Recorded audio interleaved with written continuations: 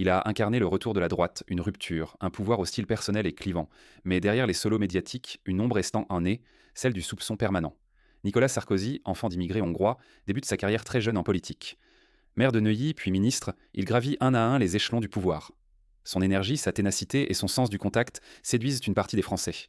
En 2007, il accède à la présidence de la République. Il promet le changement, la rupture, une France forte. Ses premières années sont marquées par des réformes rapides, une présence médiatique constante, mais aussi par une polarisation du pays. Les uns admirent sa détermination, les autres dénoncent un peu son hyper-présidentialisation. Après sa défaite en 2012, les affaires judiciaires s'enchaînent. La première, celle des frontières et Art Sampio, Facher, celle des écoutes, dite affaire Bismuth. Les enquêteurs découvrent des conversations entre Sarkozy et son avocat sous un faux nom. Le tribunal le condamne pour corruption et trafic d'influence.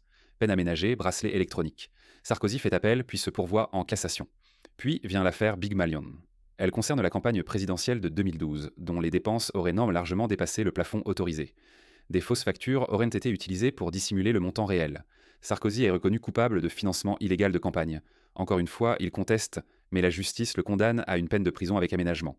Mais le dossier le plus explosif, celui qui va tout faire basculer, c'est l'affaire libyenne. Selon plusieurs sources, la campagne présidentielle de 2007 aurait été partiellement financée par le régime de Muammar Kadhafi.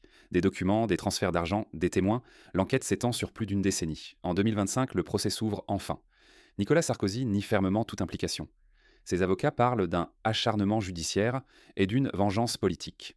En face, le parquet national financier présente des éléments qu'il juge accablants, des transferts suspects, des témoignages concordants, des preuves bancaires indirectes. Le verdict tombe le 25 septembre 2025. 5 ans de prison ferme, dont une partie à exécuter immédiatement. C'est une première historique, jamais un ancien président de la République n'avait été condamné à une peine ferme assortie d'un mandat de dépôt. Le 13 octobre 2025, la convocation officielle tombe.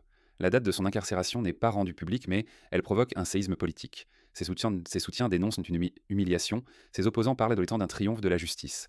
Dans les coulisses, les discussions s'enchaînent. Conditions de détention, sécurité, dignité. Ce verdict marque un tournant dans les histoires politiques françaises. Certains y voient bien la preuve que nul n'est au-dessus des lois. D'autres, un symbole d'acharnement et d'effondrement moral du système. Dans le silence d'une cellule, la question demeure. Qui a raison? Qui a tort? La justice a tranché, mais le débat, lui, ne s'éteindra jamais.